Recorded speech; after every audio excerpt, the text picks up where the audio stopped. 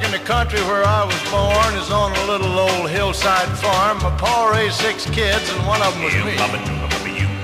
In the fall of the year when the fields got white, we'd start picking cotton about daylight. And on Saturday, Pa'd take it all to town.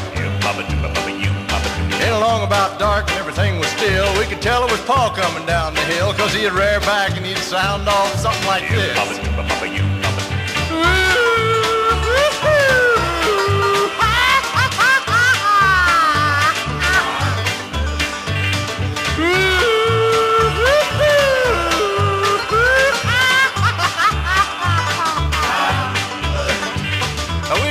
To meet him with a lantern light, 'cause the roads got crooked on Saturday night, and he'd come on down the hill and he'd stop in the yard. He'd sit up there on that wagon seat and he'd say, "Boys, I'm hard to beat, 200 pounds of steel and twice as hard.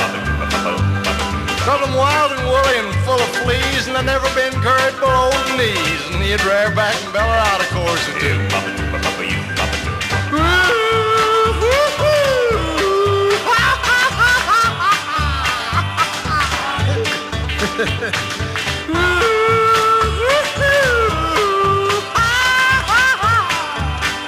That's my ball. Set him rough and ready in about half wild. I can whip anybody in a half a mile. Of course, there wasn't anybody else there except me and little Skeet.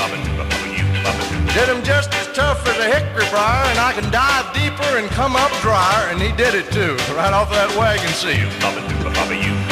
Well, it shook him up when he hit the ground. Pa got up and looked around, and then reared back and let us have it again.